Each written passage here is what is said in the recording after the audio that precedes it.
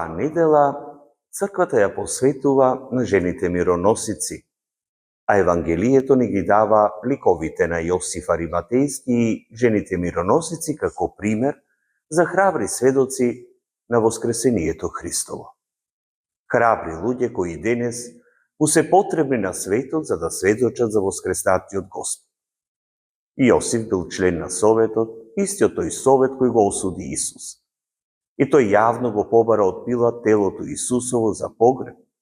Тоа значело да влезе во ризик, да го изгуби своето место во општеството, својот углед, можеби и својот живот. Но тој воопшто не се поколеба. Тој направи она што можеше да го направи за Господ и сето тоа го направи со голема љубов, затоа што го очекуваше Царството Божјо. Истата храброст ја гледаме и кај жените мироносици. Во темни зори, поставена римска стража, опасност од разбойници и презир од општеството, тие сепак одат на гробот. Немале план кој ќе им го отргне каменот, немале гаранција дека ќе стигнат, но љубовта кон Господ ги движеше. Нивната храброст не беше во согласно со логиката, туку со верноста и љубовта кон Господ. И така тие први ја слушнаа веста која одекнува низ вековите. Христос воскресна. Да не го бараме живиот меѓу мртвите. Потребна е храброста на Јосиф Ариматејски и жените мироносици за да се навести таа радосна вест на светот. А каде сме ние христијаните денес? На Јосиф Ариматејски и на жените мироносици воопшто не им било лесно да застанат на страната Христова. Но сепак тие били уверени во Христа.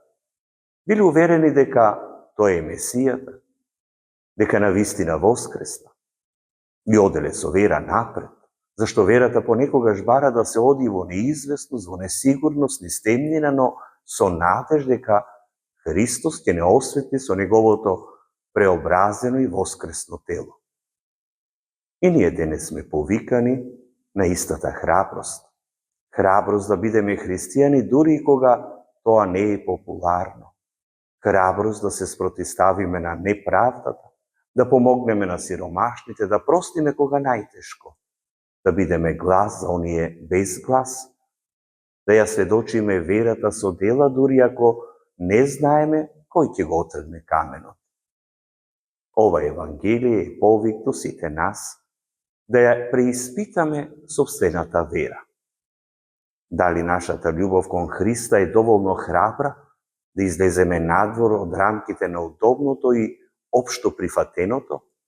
Дали сме подготвени да ризикуваме, да изгледаме па дури и лудо во очите на светот, за да сведочиме за Христовото воскресение?